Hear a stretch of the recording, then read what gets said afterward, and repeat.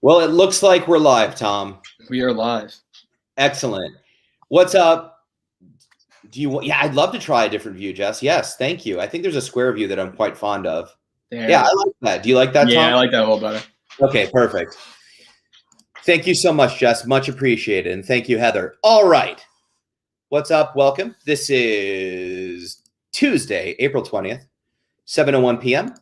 This is just Ethan, except it's not just Ethan. I have a friend. I've come with friends who we'll get to talking to in a minute. Welcome, Azim.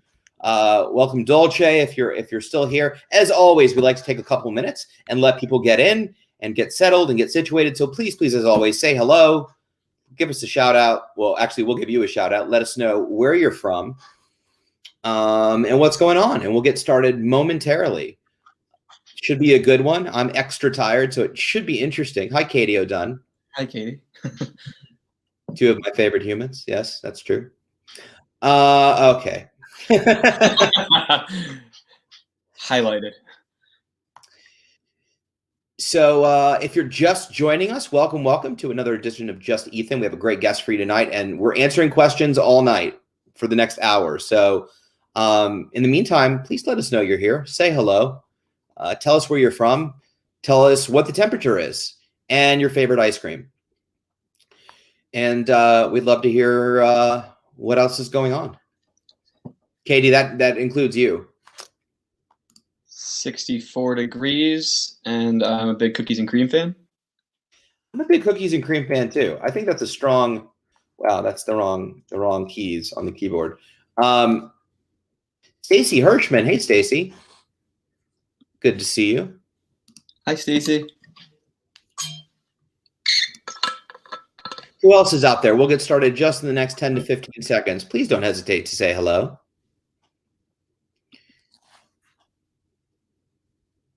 Visiting NYC. Greg, where are you from originally?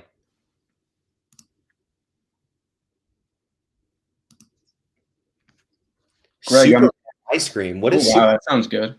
Clearly it's named after me, but otherwise, what is Superman ice cream? Hey, Dottie, great to see you. Eric Broach, the king of trivia.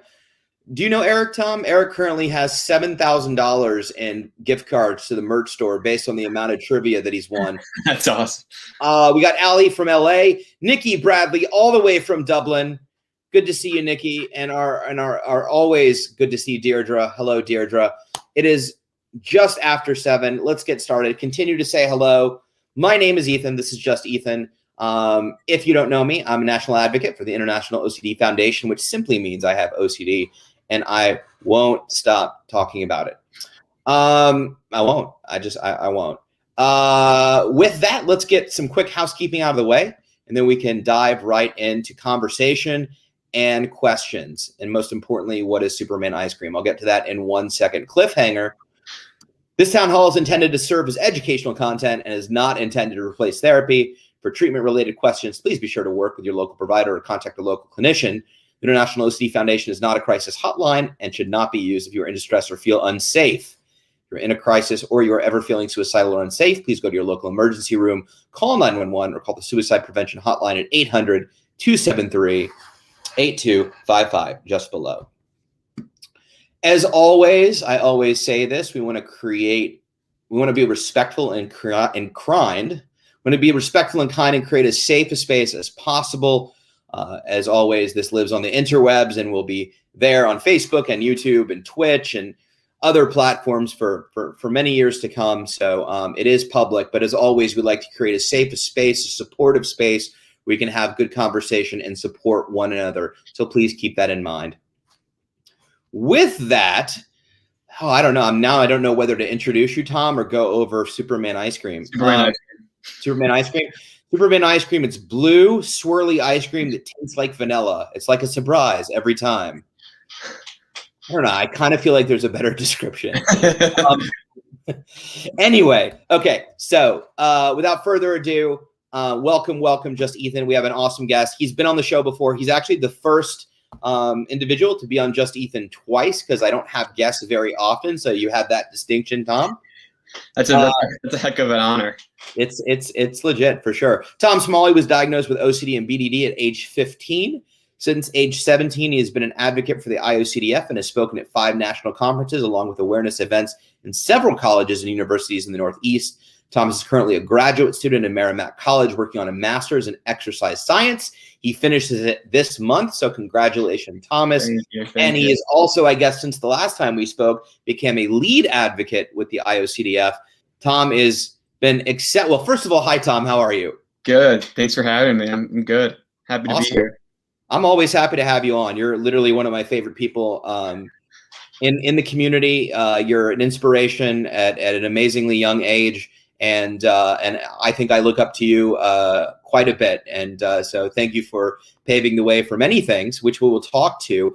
As always, we're going to talk to Tom, but please, please, please, this is an open discussion forum tonight.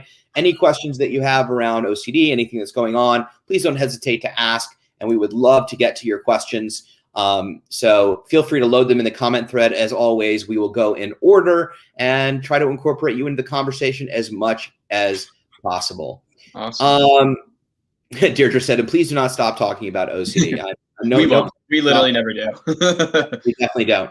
So Tom, as I said, has recently become a lead advocate with the IOCDF, and he has basically jump-started us and created some really cool initiatives.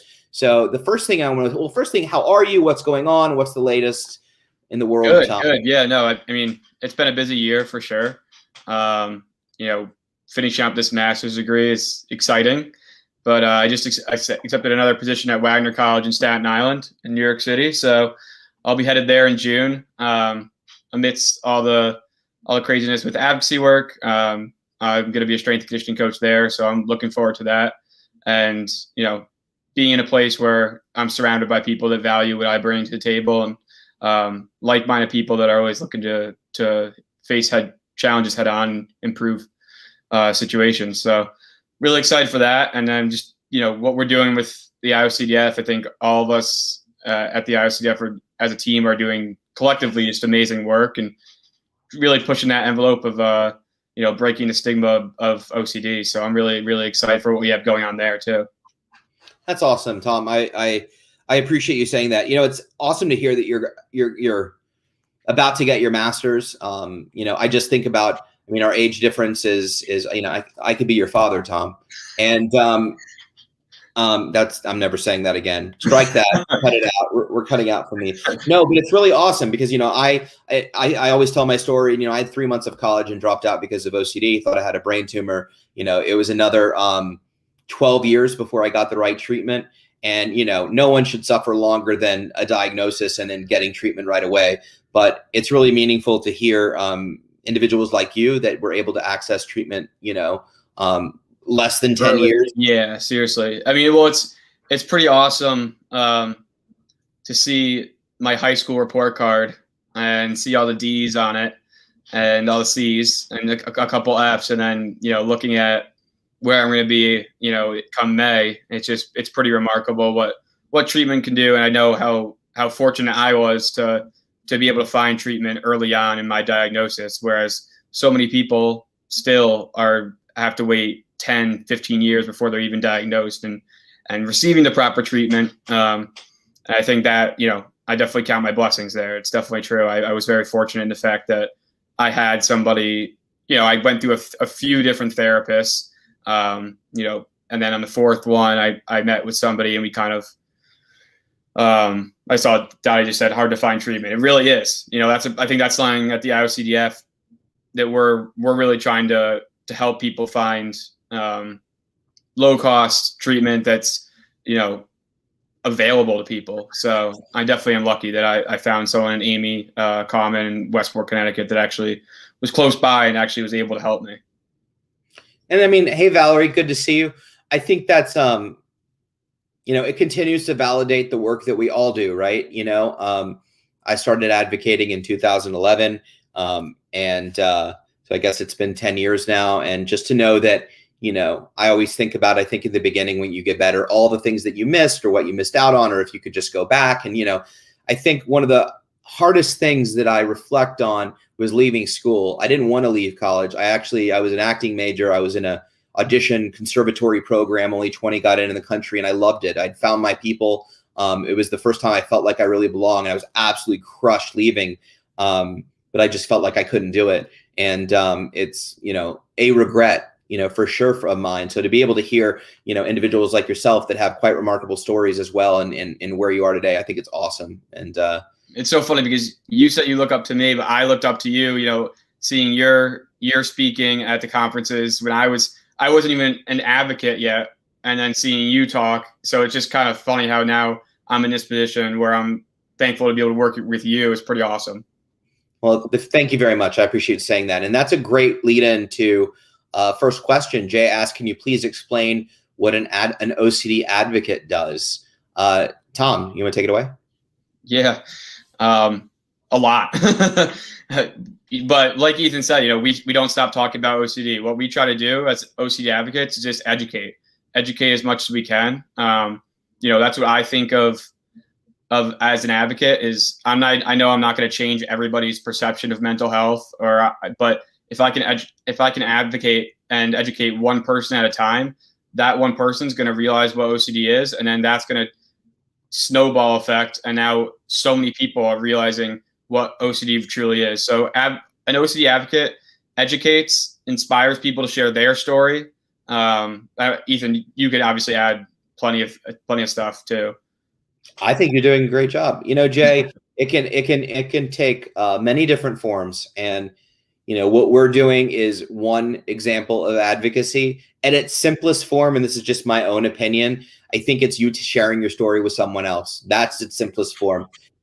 Everyone on here, Stacy, love Lana, Deirdre, Eric, anybody else that I'm missing or not thinking of. Hey, Summer, I owe you an email back, by the way. Nikki, Bradley, if you watch throughout these live streams, they're all commenting, supporting, talking about their own stories and things like that. That in and of itself is the essence of advocacy. It's sharing your story, connecting, communicating, and then it just goes from there. In what capacity do you want to share your story? What are you passionate about? How are you interested? There's so many varieties and areas of things to tackle with OCD, right? From legislation to stigma to education in high schools and colleges and so forth and so on. So it really is finding your vision, your passion, and executing your vision.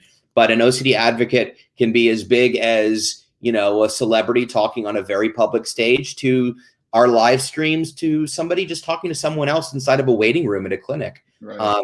So I mean, just to piggyback off that, I saw Summer said it's her dream to become a national OCD advocate. In the meantime, she's enjoyed the opportunity to advocate on a local level, and she spoke to a college public health class about her story. That is phenomenal.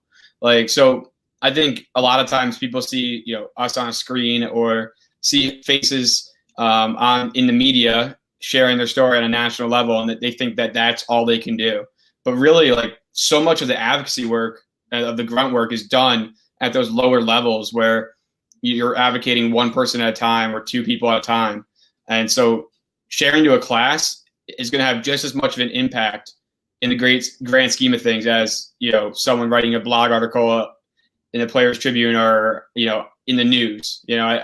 It's a collective effort of all of us doing a part. It's not, one person, it's all of us advocating together. I think you said it best. I totally agree with you. And as I always said, and I've said this 1,000 times, and I'll say it 1,000 more. Early on, when I was in residential treatment, Dr. Janicki, first told me the best thing you can do for your OCD is help others. And at the time, I was really sick and couldn't imagine how that even worked. It didn't make any sense to me. I will always say that advocacy is the best medicine. It keeps you accountable. I'm not going to. When I'm thinking about today, I'm having intrusive thoughts and, I have the desire to compulse, I think about, well, I'm going to see my friends online tonight. And how am I supposed to sit here and talk to them about ERP and treatment and value-driven living.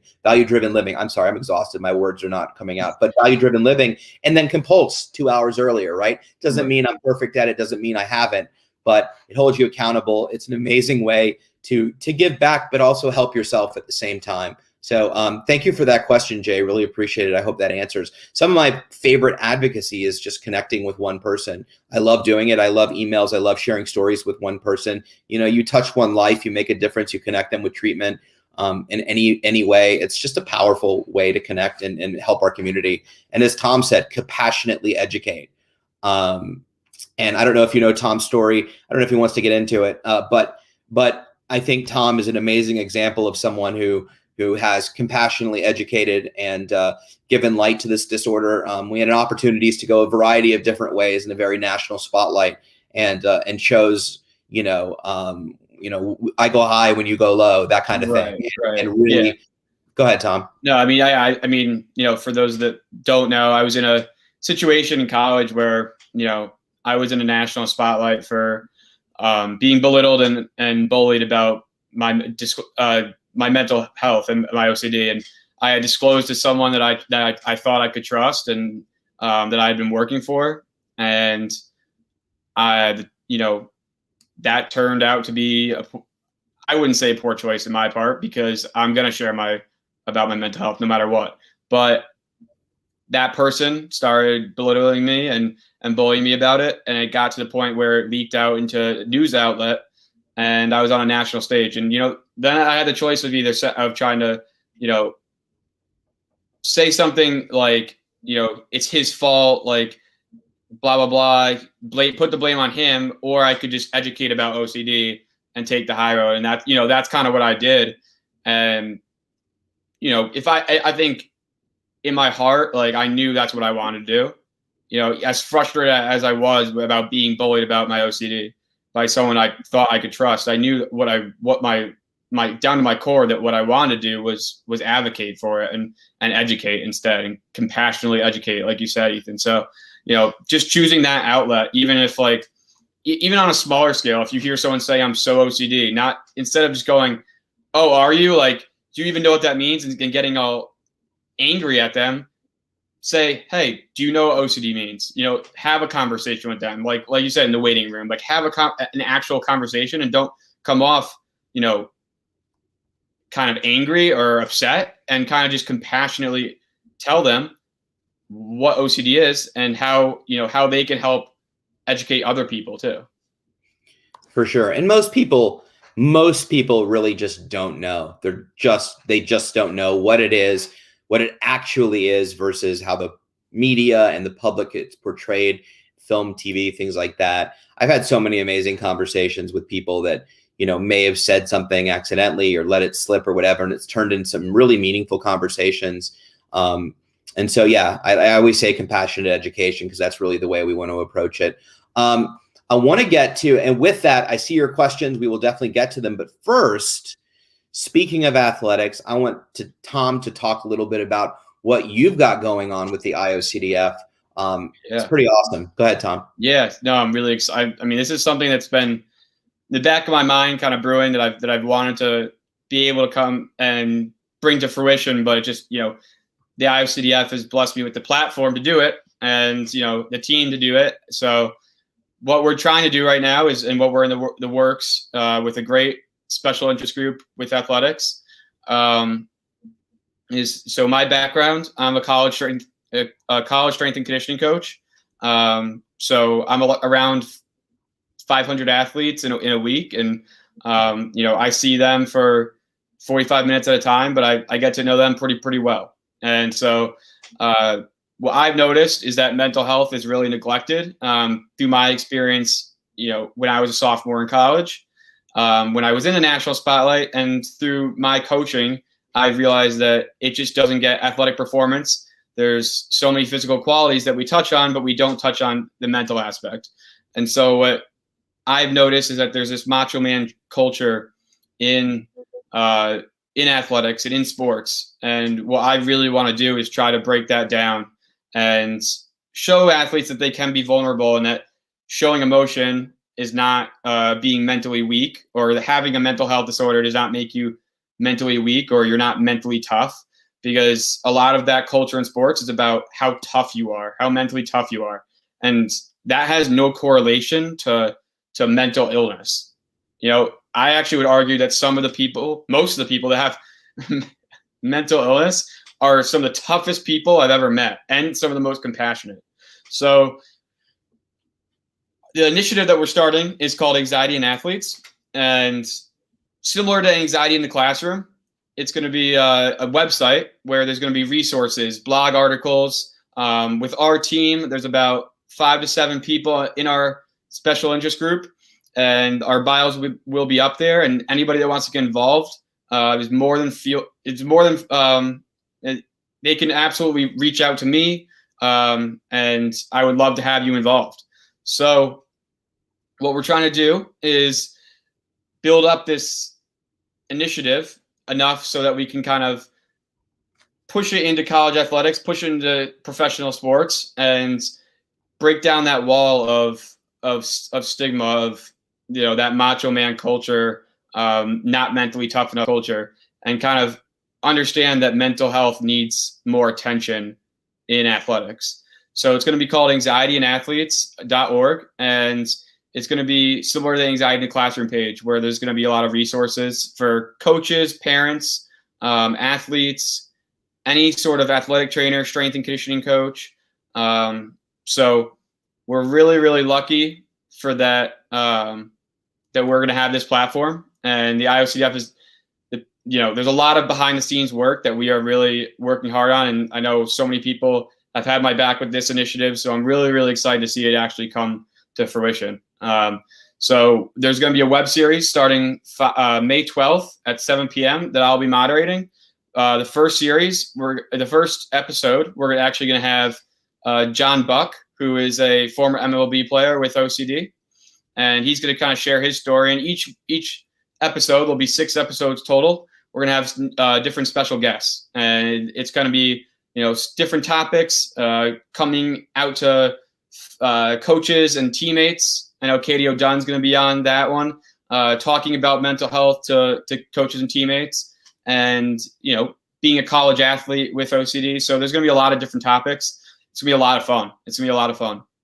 I can tell you that Tom and team has worked tirelessly behind the scenes to put this together. Tom has spent countless hours just diving in head first to make this happen. And I think it's much needed, very necessary, and really exciting. And I can't wait to see it happen.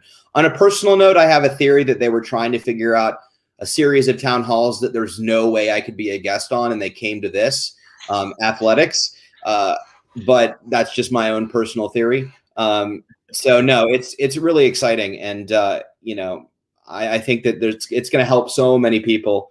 So I'm really excited to see it launch and come to fruition and see how it grows. So anybody that's watching, you know, resonating with that, we're looking for more athletes, coaches, parents that have an athlete with OCD. We're always looking for more people. We're looking to expand. It's not an inclusive group, exclusive group where we don't want people. We want people to reach out to me. You know, I want people to want to get involved in this initiative. This is not, you know, an exclusive group. So I want, if you do have OCD and you're in athletics, or if you're interested in getting involved in the group, definitely reach out to the IOCDF, and they can get you in contact with myself, and we can kind of go from there. Absolutely. And we'll also give email addresses out at the end of this. Also quickly, down in the comment thread around 7:15 p.m. Thank you, Jess. Put more about the advocate program at the IOCDF. You can click that link to find out more. I think I also saw that she put the link to the Real OCD Resource Center page. That's all about how to respond to misinformation or gross representation of OCD in the media, in the community, on social media. There's lots and lots of amazing resources there on how to respond to individuals that are saying, you know, hurtful or offensive things about OCD. And you know, ultimately what that does is just delays treatment, pushes people further into the darkness, into secrecy, and we don't want that to happen. So we'll talk more about what Tom is up to, and we're really, really excited, honestly. Tom just brings so much amazing energy to this. Yeah, I mean, I'm really excited just because, you know, this has been my area for a while now. And as a strength and conditioning coach, I work with so many different athletes that I know are struggling. And Eric, I see your question about eating disorders. We're actually going to have one of the web series episodes is actually going to be about body dysmorphic disorder and eating disorders with athletes. So we're going to cover that topic as well, because there's definitely some overlap there. But it's just an area where I'm extremely passionate about that. It's what I do for a living, but now I'm able to bring in the OCD and my passion for advocacy work in the OCD community into my work, and that's a dream for me. So I'm really, really looking forward to it. Yeah, it's amazing when work and passion collide and advocacy in your, it's really awesome. Well, let's get to some more questions. Yeah, absolutely. Gerard Soto at 7:10 p.m. says some kind of low-cost online therapy or support for us. Really great question. Couple quick things come to mind. So there's an app, NoCD, NOCD, but the NoCD app. It's also treatmyocd.com. You can go to it. It's an amazing resource and tool. They have a huge community of individuals with OCD talking about a variety of things on chats and things like that. But they also offer virtual ERP therapy with trained, licensed ERP therapists. Jackson, this goes out to you too, because you said you're stuck in Alaska with limited resources and funds. I can tell you that I'm 99% sure they're in all 50 states now, including Alaska. You can download the app. They'll give you a free 15-minute consultation. And I'm not sure how much the sessions are. I will tell you that they are considerably less than a lot of providers local, as well as they have agreements with insurance companies where there's a pretty good chance that you have health insurance. Some piece of the cost will be covered by your insurance. Don't quote me on that, but Stephen Smith, who's a dear friend and the CEO and a good friend of the IOCDFs, they're doing amazing work, so definitely check them out. And that's a great resource in terms of virtual treatment and therapy. Also virtual, because of COVID, all the therapists have gone virtual and are doing some sort of virtual therapy. So, if you're looking for online therapy, depending on what state you're in, you don't necessarily have to look for therapists that are in your city. You can really go out to anywhere in that state, and most likely they'll be if they're in the state, then they're licensed in the state. You can definitely check out our IOCDF resource directory. Jess will put a link if she hasn't already, and you can just put in your zip code or city, and in a list of therapists will come up that you can access as well. Tom, what are some of your favorite? I got to talk slower. Some of your favorite online resources. I mean, NOCD is definitely top notch. It's to see what Stephen has done with NOCD. I remember 5 years ago at the first one of the first conferences I went to, seeing him at the exhibit hall and seeing how much it's grown and how many people I know personally that find treatment through NOCD. So I would definitely say that would definitely be one of the top ones. But the IOCDF also has so many different resources on their resource page where I would definitely look. You just put the link there. So I definitely think that's one of the best ways to kind of find treatment is through the IOCDF's webpage. Absolutely. Like I said, the resource directory is great for therapists. You can also access our own chat community, which I think has over 4,000 members now. It's Health Unlocked. Jess will put a link to that as well. And you can talk to a ton of different people on a variety of different subjects and subtypes, things like that. And if you email us, Gerard and Jackson, we are more than happy. I always give out my personal email or my email at the end of this. We can continue the conversation. I'm happy to provide you with a list of additional resources. That goes for anybody here. Cindy Armour asked a great question, 7:10 p.m. She says, what kind of treatment did you have? Do you still take or have taken meds? Tom, you want to take this one? Yeah. So I still do ERP, still once a week do ERP. And then I have a therapy session, but then outside of that, I still do maintenance work. I have, homework from my therapist that I do on my own. So still doing that maintenance work where I want to make sure I don't get to a point where I relapse at all. Because if you don't keep up with it, it's going to keep festering kind of, if you keep feeding it, OCD keeps growing bigger. So that I want to make sure that I'm doing my maintenance work. And then I actually, I've tried 3 different medications, and then on the 4th try, just like my therapist, I started taking Prozac, and that is one that worked well for my body. Obviously I'm not a licensed professional, but a lot of different medications might not work for certain people. And like, that's definitely something to remember. So don't quit entirely. If one med isn't working, feel free to talk to your licensed professional and make sure that, you're trying a couple other options, because I tried Lexapro and Zoloft, and those two didn't work for me. I had side effects, but then I tried, Prozac, and now I've been on that for 4 years and I still take it today. So, it's something that I willingly will talk about. Prozac definitely has helped. It's not going to cure your OCD. That's not what it does, but it really helps bring down the anxiety when you're doing those exposures and when you have those obsessive thoughts. So I definitely recommend, looking into those options. Thanks, Tom. And Cindy, I'll break it down a little bit more for you. So for those of you that are new to this, when Tom says ERP, he's referring to exposure response and prevention. Exposure response prevention is the gold standard treatment for OCD. It's a cognitive behavioral therapy that was developed specifically for OCD. Believe it or not, as painful and miserable as OCD is, it's one of the most treatable mental illnesses. And exposure response prevention is simply exposing yourself to the fears and then resisting the compulsions, living with the anxiety, sitting with the anxiety, uncertainty, repeat, rinse, and over time you start to habituate and feel better. It's way more complicated than that. I super simplified it, but there's lots of really good articles on the IOCDF website about ERP. But it's an amazing treatment modality. There are some others as well, but it is the one everyone tries first. You should try first, and it can be very, very effective. I know there are multiple people on here right now that have had ERP that can probably weigh in. Tom and I are living proof that ERP works. You can get your life back. While there's no cure for OCD, you can live a very full, manageable life.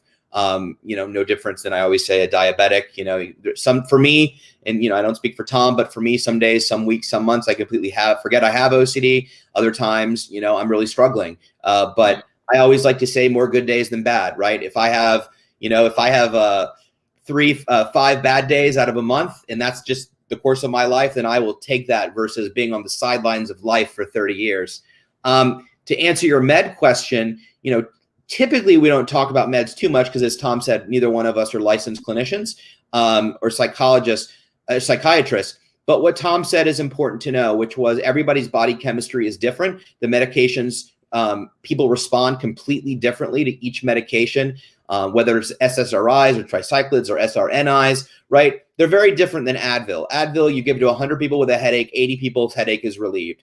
You give 100 people medication of this variety of SSRIs, each person responds completely differently. The really secret is working collaboratively with a very good psychiatrist and just being honest and upfront about how you're feeling. To Tom's point, no, it's not a cure. Some people it makes a significant difference in. For myself, I noticed a little difference. I don't know that I noticed that much difference, but what it does do, to Tom's point, and the way most psychiatrists are using it now, it's a great adjunct to therapy and treatment because it does open that window. If you've got your shield, I know I had my shields up, but when they put me on certain meds, it opened up a window to where the treatment could get in and work. Some of the top professionals will kind of say, the best combination is medication and treatments. Medication, if we had to break it down in percentages, responsible for 20 to 30% of wellness, with treatment being responsible for 70 to 80% of wellness. That's not to say you can't just be on medication or you can't just do therapy. It's whatever is right for you. But all of those, if there's tools and ways to feel better, you should absolutely access those. We can't have a lot of stigma around it. OCD is a disease, not a decision. It's no different than any other illness, physical or mental. So whatever you can put in your toolbox to fight, put it in there. Jackson Stein at 17 p.m. said, any advice for a family member who is watching my spouse struggle and we all seem to not know what to do or how to help? I'm stuck in Alaska with limited resources and fun. First of all, Jackson, thank you for being here, for opening up. Really appreciate it. I know we touched on some resources, both with the IOCDF resource page, where you can look at potential clinicians in your area. And I would ask questions. Don't be afraid to ask questions. If you're reaching out to clinicians in your area, don't be afraid to say, this is what I can afford. Can you accommodate? Do you work on a sliding scale? This is what I need. some people think that, you need to be in therapy all day, every day. That may be the case, but the real magic of therapy is what happens in between sessions, you doing the homework, and just having that little bit of supported clinician can make a massive difference. So don't be afraid to ask questions. The number one question being, do you do exposure and response prevention? Always ask that. If you're looking for OCD, I went to 10 therapists that all did talk therapy. They asked me what was wrong with them. They looked for that part in my childhood where something went terribly wrong and I developed OCD. And I just got sicker and sicker until I finally found treatment that did psychiatrists and clinicians that did ERP. So definitely ask that. I can speak more to the family side, but Tom, do you have anything to add? No, I mean, just what you just said. Definitely ask if they specialize in ERP, just because, a lot of people will say they treat OCD and related disorders, but then I got there and it was like, I'm just laying on the couch talking, and then I would leave and walk through the doorway another 25 times. And I said, wow, this really didn't help me at all. So you just want to make sure that, you're definitely in the right place for the right treatment. I would also say, Jackson, that, and this is for everybody, family involvement is so important. OCD is a family disorder. It affects everyone in the family. I can tell you that, in my 30-year struggle, my parents weren't married to each other. They were married to my OCD, and vice versa. And, a lot of people live to manage their OCD or enable or reassure other people's OCD. So, in addition to accessing resources, there's some amazing resources as well for families. In fact, I don't know if we have it on the calendar. I think Chris's Corner with one of our lead advocates is doing a family support Chris's Corner live stream. It's coming up, Jackson. Keep an eye on the schedule for it. But also, if you email me, I can give you additional resources for family members. For anybody that's watching, you want to be as educated as you can. If you can get involved in treatment and therapy with the individual with OCD, that's a best case scenario, because you need to learn how to not reassure, how to enable, how to not enable, how to not reassure, and best ways to respond and react to the OCD. Tom, what was your experience with your family and your OCD? I mean, it definitely, I think, puts a strain on, just like any illness or physical or mental. I think, I was very irritable, especially going through treatment. I would come home and I was exhausted from facing that obsession head on. And at first, I have a very supportive family. That's definitely a main reason why I where I am today, is because of them. But that's not to say that it didn't frustrate them and that they didn't understand at first. They didn't until they kind of learned about OCD and came to a therapy session and met with my therapist to understand what kind of treatment I was going through. They didn't understand what I was dealing with. So when I would lash out, when I would struggle and they would get frustrated, kind of, we'd butt heads. But then once they kind of understood what the treatment was and what I was doing while I was in therapy, it definitely made a difference. Yeah, I always say I would not have gotten better without my parents. Their ability to let go, to let me thrive, to do the hard things after 30 years of doing what they thought was best, but was unfortunately the worst thing for OCD. Parenting is completely counterintuitive to OCD. They want to make sure your pain goes away, that you're not suffering, that you're not hurting, whatever I have to do. And it can be a tricky situation for both parents and significant others and spouses and everything in between. So, I think, go ahead. Sorry. I think also, I never looked at it from my parents' perspective. This is their baby. This is their son struggling. And that's the person they've always wanted to protect. And now I'm struggling with something so deeply. And I think I didn't look at it from that perspective until after I was in this position. Because how could I? I didn't understand that perspective, but now I do, and it makes it seem a lot more realistic why they were struggling emotionally too with what I was going through. Absolutely, and Jackson, I mean, the quick answer for you is, as well as family members who are watching, like I said, feel free to reach out. We're happy to give you additional resources. There's tons of online videos, articles, books, things like that we'll be happy to direct you toward, at least give you a running start in this process. So thank you so much, Jackson, for that question. Let's keep rolling down here. Summer. Okay, so Summer, just so you know, I see your email. I have it. I will respond. I swear I've been really busy. The hair should tell you I'm not bored. Okay, there's things going on. So anyway, I just want to read her. It's my dream to become a national OCD advocate. In the meantime, I've enjoyed the opportunity to advocate on a local level, such as speaking into a college public health class about my story. Let me just iterate how important this is. And Tom can attest to this. We talk to so many people that wait for advocacy opportunities. They're like, I want to advocate, give me something. And that's fine. And that's what we want to do, is we want to create as many advocacy opportunities as possible at the IOCDF. But the people that are really amazing are the individuals that are just going out and doing their thing, right? I have a story to tell. I'm going to figure out how I'm going to tell it. I'm going to call a college. I'm going to call the school that I'm at. I'm going to go to a police precinct or paramedics or whatever it is, right? You're going to create a niche. You're going to do your thing. So many amazing ways to advocate, whether it's on social media, locally, in person, whatever it is. I always bring up the story. One of our advocates, when he was a junior in high school, reached out to me, just cold emailed me and said, you know, I'm writing a book. I'm a junior in high school. I'm collecting stories and I want to get this book published. Can you help connect me with some therapists and clinicians that are, you know, well known to help write the forward and get the book out there? And, you know, we connected him with some amazing folks. He found a publisher himself in Texas, got it published, and a year later he was doing a book signing at the conference. It was really awesome to see. And I'm in no way demeaning or belittling anyone that is waiting for advocacy opportunities as well. All I'm saying is, Summer, it's awesome to see proactiveness. I think people have an expectation that an advocate is only a certain thing. And that's why I think it was important that Tom and I spoke earlier about what an advocate is, right? You telling your story at a college about your public health class is amazing. Before COVID, I was supposed to speak to a psychology class at my old high school. I think those are some of the most powerful ways to advocate. So good for you, Summer. And I swear I will answer your email. I promise. Don't hate me. But he has trouble responding to mine, Summer. That's fair. But don't reassure me that you don't hate me. So let's see here.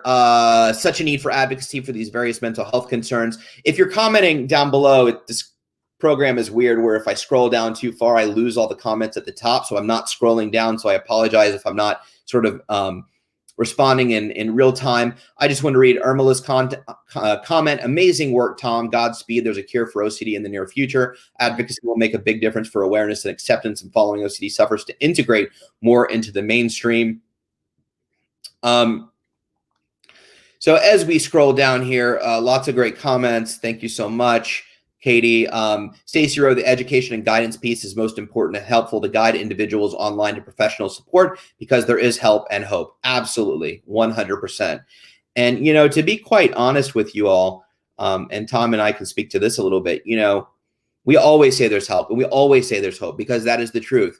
But one of the reasons that we advocate is, to Jackson's point, you know, we should not be, as I'm taking this from Liz McInville, our other national advocate, and someone whose footsteps I walk in on a daily basis.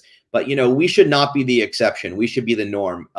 Treatment should be accessible. It should be effective. It should not have to do with demographic, where you're located, anything. And, you know, we are not in any way pretending that treatment is not expensive, that it's hard to find. You know, that is literally why we do what we do. With that being said, though, it's a shame that we have to fight as hard as we do to get treatment, to scratch and claw to do it. But with that being said, you can access it. There are ways to do it. There are ways and resources you can access.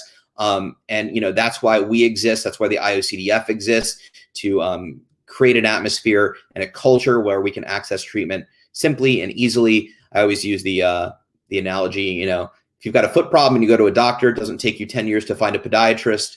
You know, OCD is not quite that fortunate, but there is help. There is hope. You have a lot of advocates and supporters in your corner. That goes for all of you. You know, we keep it real on here. We always keep it real. Community first. That is Tom and I and other advocates, Liz and everyone else. That is our mission. Community first. So we are here for you as best we can be, to support you in this process and help you find, you know, the help that you need as best we can. And trust us, we don't know your journey. We would never assume that, but, you know, we know the pain that's involved and how every second of OCD feels like a year. So, you know that. Do you have anything to follow up with, Tom? No, I mean, I think you said it. I think everything you said is spot on. I think community is definitely, I think something we always want to emphasize is that, along with the advocacy piece is, everybody can be an advocate, and that, we're all kind of working together to break the stigma and get that treatment to be, not within, not 10 years, and make sure that people are finding the treatment that they need almost immediately. And, that's a mission that not just the IOCDF is on, but I think we're all on, with, especially when you deal with OCD and when you have OCD, you don't want anybody else suffering that suffered like you, so. It can be hard, Stacy wrote, and I didn't even see her comment. Stacy wrote, so many online can't afford treatment, which is so heartbreaking and is so true. If you can help guide even one individual, it is so crucial. I like having Tom in here because Tom is one of the most real people I know. I mean, he's him all the time. He gives you him. And I like being around him because he brings that out in me. Some might find some fault in that, but it's all right. Whatever. But the reason I said what I said before is I never want anybody to think that we're up here having had treatment, having had access to treatment, sitting here going, all you have to do is call a clinician and get therapy. Like we'll give you the name. I don't want anybody to ever feel like, that's all you have to do. And we're sitting up here, hey, we got better. I keep cutting you off. I'm sorry. No. Go ahead, Tom. I know my mother had to have called at least 15 people after I went through 3 therapists, and pretty much left a voicemail to my therapist that I'm still with for the past 7 years, begging her to take me as a client because she had no space. Just literally begging. So I've been there. Like we have both been there. It's not like I called, looked in the phone book and said, oh, like this person specializes in OCD. Hey, can you see me today? My mom, I wasn't leaving the house. My mom was begging people to take me as a client. So I've been there. Absolutely. Scrolling down, I want to read Summer's comment at 718. You don't need to put this up, Jess, but she wrote, I've had OCD for 16 years and I'm worse than I've ever been. I can't actually imagine ever getting any better. Only time I ever did was on medication. The side effects were horrible. I'm glad there are people that do manage to get better and improve their life. First of all, Summer, I'm so sorry that you're suffering and struggling in the way that you describe. I just wanted to point out that you don't have to be, let me rephrase that. You can be one of those people that manage and get better and improve their life. I don't want you to exclude yourself from what you've just said. I'm sorry that it feels hopeless and helpless right now. That's why Tom and I are here to let you know there is hope and there is help, and whatever we can do to support you in that, give you resources, whatever we can. So we'll give you an email if you want to email us, and we'll always do our best to get back to you. But please do not disclude yourself. Both Tom and I have our own stories. For myself, I almost died. OCD almost killed me after 30 years. I was completely bedridden, unable to eat, unable to drink. The whole reason I became an advocate was to basically say, if I got better, you can too. That was it. That's as simplified as I can get with it. In fact, Jess, if you want to put a link to my keynote, you can see footage on there of when I was at my worst doing exposures. You can see me just when I got out of a psychiatric hospital. I was pretty convinced that OCD was going to kill me and nobody was going to tell me otherwise. If you'd have asked me that this had been the life I'd be living, 15 years ago, I would have never, ever, ever believed you. I'm going on 10 years successfully managing OCD. Knock wood, I haven't had a relapse. Doesn't mean that life is easy. Doesn't mean that I don't have thoughts. Doesn't mean that I don't compulse. Doesn't mean any of that. Simply means that, while there's no cure, life doesn't have to look like struggle or suffer. I experience serenity. I experience peace. I experience fun, happiness, joy, and I experience all the crap that goes along with life: misery, anger, fear, crying, the whole thing. But what I always say is, before, and Tom can speak to this, when you're just riddled with OCD, you're not even playing the game of life. You're on the sidelines, and it's a horrible place to be. So I understand where you're feeling, Summer. But what's amazing is when you do get better, and you can get better, when you do get better, even the crappy days in life are pretty good, because at least you're experiencing life. You have an opportunity to fight back. Somewhere deep down, there's some gratitude in there for being like, you know what? I can get up. I can handle this. I know my strength. I know what I've been through. I don't know, Tom, if you experienced that. The whole idea of like, I think it's very much a paradigm shift to realize that you can have a really crappy day or feel crappy and have an amazing day at the same time. Yeah, definitely. No, 100%. And it just goes along with, what you kind of were saying, just kind of, there's good days and bad days. Even myself doing ERP still and taking medication and, trying to have a career, and, not every day is going to be good, right? Like I have my days where OCD kind of festers and takes over more so than others. But the fact of the matter is that I've gotten to a point where, like Ethan has been the past 10 years, it's been manageable and a life that's worth living, right? Like before that, it wasn't worth living to me. And now it's gotten to a point where I'm able to do things that I enjoy and set certain goals for myself, where now my life has purpose. And, that's where you want to be. Life needs to have purpose. Absolutely. I love that, Tom. I want to read a comment, and thank you so much for all of you supporting one another. Everyone here is kicking butt. I want to read Irmila's comment. Has anyone big diagnosed? Well, you can post this, Jess, but it might cover us. But has anyone, 7:21 p.m., sorry, Jess, Irmila Menon, has anyone big diagnosed with refractory OCD? Has ERP CBT helped? It seems to be spiraling out of control with refractory cases. The rituals and fears just compound to astronomical levels and different dimensions. Yes, so true. Many OCD sufferers are very compassionate and lovely human beings. So thank you for that. The reason I wanted to bring this up is I think this is a great question, right? Actually, let me let Tom lead off, and then I'll weigh in if you have thoughts. Off the bat, like ERP has definitely helped. Tremendous amounts. I don't think I would be here right now if I didn't find ERP. I think that was kind of, medication, like Ian said, it helps. It helps, but the combination of the ERP and the medication is really what did it for me.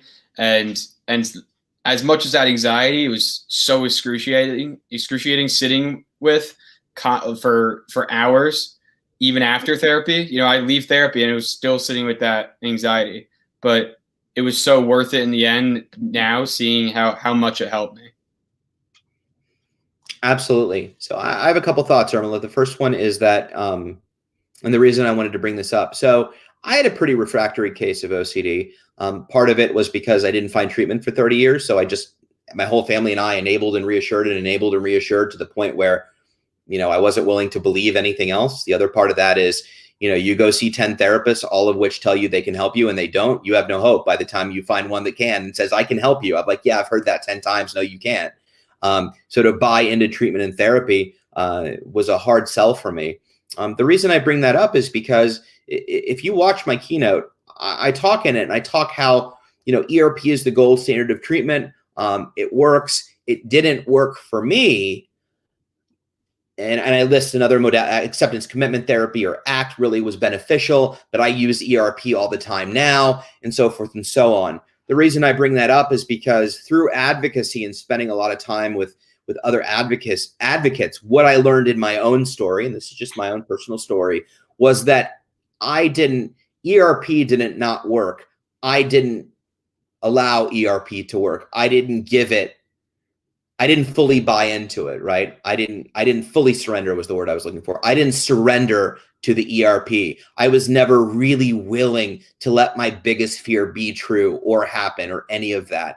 And because of that, I saw it as, ERP didn't work, when really it was me that just wasn't in a place to accept it. I had to go through my own journey before I realized, like, oh my God, ERP saved my life. And I use it every day. And it is by far the thing that keeps me well now. So when somebody says they're refractory, I'm in no way saying that there aren't refractory cases that don't respond to treatment, but I always ask, what level are you engaging the ERP? Are you diving in head first? Are you willing to be scared out of your mind? Are you willing to sit with discomfort for long periods of time, not just once and then be like, screw this? I mean, for weeks and months, and do the hard work and so forth and so on. And I really believe, like, this is my opinion, I don't have any science to back it up, but I truly believe that everyone can get better with treatment. I really, really believe that. Now, there may be other things going on, other diagnoses going on. I'm just speaking to OCD, right? But if it's just OCD and you really engage in ERP and you really engage in some of the modalities of treatment and you do your homework every day, I truly believe everyone has the capacity to get better and live a beautiful life. To the other point, it's so important for all of you to know, and I love that you said this. Yes, so she wrote, yes, so true. Many OCD sufferers are very compassionate and lovely human beings. I would change that to all. I haven't met one OCD sufferer or individual with OCD that isn't just so amazing, that isn't incredibly compassionate. John Grayson talks about in his research, there are 3 things that OCD sufferers have in common: above average intelligence, above average creativity, and a vivid imagination. These are things that work for us and against us, right? They work for us in our life. They work really against us when we use these things for evil, i.e. OCD. Our OCD uses our own brains against us. And so when we have these exceptional powers, it's both good and bad. But the reason I say that is for, anybody on here that's feeling hopeless or not worthy, you're amazing. You're absolutely amazing. And you have the capacity to get better and do amazing things. And I know it's not an easy path, but Tom and I are living proof. I can't say that enough. And P.S., when I would watch people speak and I was suffering and they would get up there and be like, I'm doing great now, I would sit there and be going, that will never be me. I will never be that guy up there telling my story and how I got better. Like, I really believe, like, yeah, that's you, but mine's different. I'm different. My situation's different. It's all different. But the reality is yes, there's subtypes and symptoms, but OCD is OCD, and it all responds to ERP. It just does. It all responds. And yes, there's nuances and personalizations that we have to do for whatever the subtype or symptoms are. Some subtypes or symptoms are more stigmatized than others. We're not saying that, but at the end of the day, treatment and therapy work, and there is support. So yes, CBT ERP helps, and everyone here can definitely benefit from treatment. I want to give Tom, I know there's a lot of questions that we didn't get to, mostly because I'm extremely long-winded and Tom gets to the point. So I clearly have more to learn from Tom. With that, though, I want to give Tom just a couple minutes to talk a little bit. Well, first of all, Tom, is there another question that you see that you want to address before was there something that you really, I know we talked about eating disorders a little bit. Did you want to touch on that or? No, one comment that I just noticed was from Eric. It said it's good to be flexible too. ERP isn't always just licking dumpsters or putting your hands in the dirt. I think that's something that as I just want to touch on, as I went into my ERP journey and went to,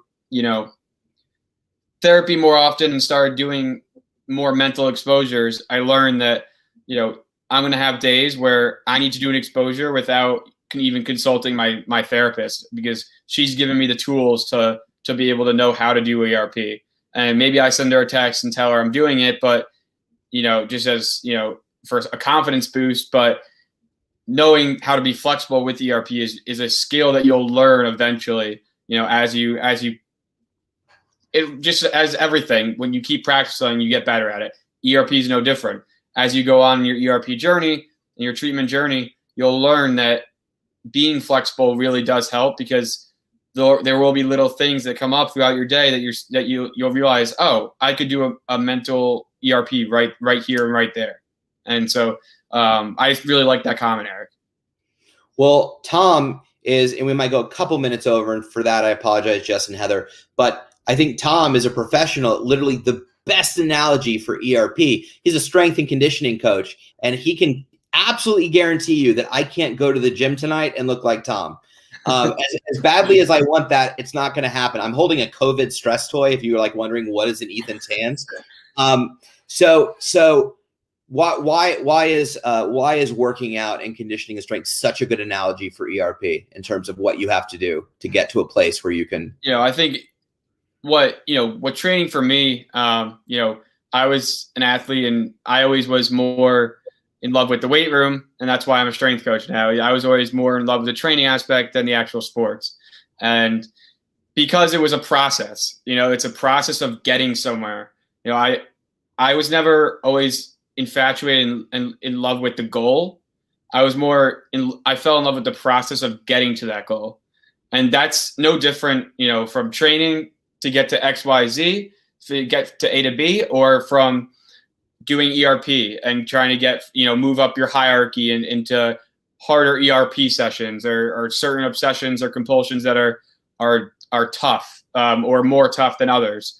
It's the same exact process. Falling in love with that process, my biggest thing is saying like 1% better every day. Like, one therapy session might not make the biggest difference, but showing up is like being consistently good is so much better than being sometimes great. And that's something I'll that's a hill I'll die on. That's what I'll tell my athletes all the time is, being consistently good and showing up every day and putting that work in is going to be better than showing up occasionally and being great occasionally. And it's the same.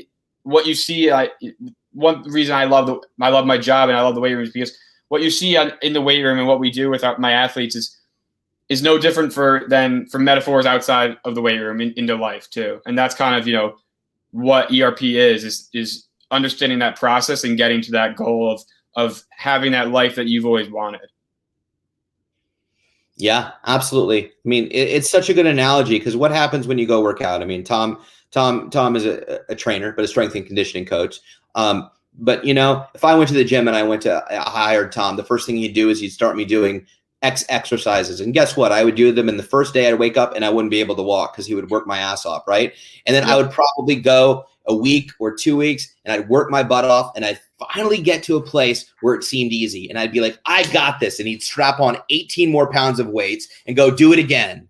And then I'm back to square one and I wake up and I can't walk, and you keep building and building. And ERP is the exact same way. It's systematic consistency. It's this idea of being uncomfortable. And just when you're comfortable, we up the ante again, right? Until you get to that place that you want. It is literally the perfect analogy for ERP. With that, we'll start wrapping up. Tom, any last thoughts for everyone? We've had a really good conversation. Some really meaningful. This was amazing. Everybody that contributed to the comments, thank you for being here. And I love, one of my favorite things about being on the show, besides from talking to Ethan and being in his presence, is seeing the comments, is seeing everybody in the comments actually supporting one another while we're actually talking and try to answer as many questions as possible. There's some stuff that we might not get to, and seeing that other people are supporting others. That's what the OCD community is all about to me. And that's what I've learned that it's all about. And that's why we advocate. He took half of my speech out. So thank you. I totally agree. And that's the point. The first question we had is, what is an OCD advocate? All of you right now.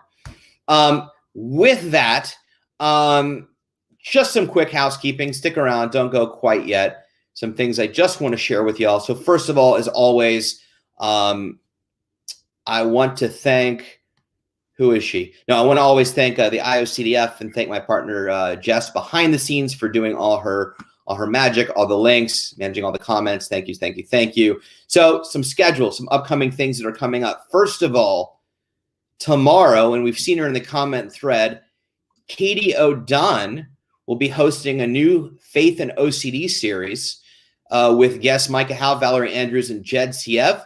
This is in anticipation of the Mental Health and Faith Conference, or the Faith and Mental Health Conference coming up. Why don't I have, what's the date on that, Jess? I think we have a link for it. Is it May 20? Oh, I have it right here. Friday, May 21st. Just kidding. So the Faith and Mental Health Conference is Friday, May 21st, 1 to 5 p.m. Did I mention it's free? That's a great price. Everybody likes free. It is free. It's amazing. I think Katie will be talking more about it tomorrow. So tomorrow, Wednesday, 4/21, 12 p.m. Eastern time. You can join on Facebook Live, YouTube Live as well. Join Katie and Micah and Valerie and Jed on a great conversation on faith and OCD in anticipation for the Faith and Mental Health Conference coming up. Also, Anxiety and Athletes, May 12th at 7 p.m. Tom will be launching that series in the summer. Also, Chris Tronsden, Lead Advocate, Chris's Corner. Yeah, I was just about to say that. Thank you, Jess. We have a lot of stuff going on this summer. So know that we will be here. You will be supported. We will all not stop talking about OCD. So if you go to iocdf.org/peace of mind, you can check out all the upcoming programming. Couple other points that we would love your help with. There's an anxiety and athlete survey that's going on still. Tom can tell you more about this, but they need your assessment to help provide the IOCDF with valuable feedback on the resources that are needed within the athletic community. Jess can put the link in the chat. I'll quickly give it to her in case she doesn't have that readily available. And also, we're doing an anxiety and faith-based community survey. Same thing. We would love your input, and so we can basically help create more programming for you all as well that resonates and speaks to you. So, and let me go ahead and put that link as well. And last but not least, yeah, I think that covers everything. If you haven't already and you want to be notified about all the programming that IOCDF is having over the next month, be sure to subscribe and follow on Facebook and YouTube and Twitch as well. As I said, you can check out iocdf.com/peace of mind for all virtual programming. I know Tom gave out his email in the comment thread. You can also never hesitate to email me at justethan@iocdf.org. If you have comments, questions, follow-up questions from today, or just want to weigh in on some topics, thoughts, this is a collaborative conversation. This is all of us together. So feel free to shoot me an email. And as always, you can email the IOCDF at info@iocdf.org. Like I said, we have so many conferences coming up this summer, virtual conferences, live conferences, mental health and faith conferences, Spanish conferences, kids, teens conferences, the big OCD conference in October, lots of good stuff. So with all of that, thank you, Tom. Thank you. Appreciate it. Appreciate everyone being here. We will see you 2 weeks from tonight for another episode of Just Ethan. Until then, have a wonderful evening. Stay safe, stay vigilant, feel the feels, don't let OCD off the hook, and we'll see you next time.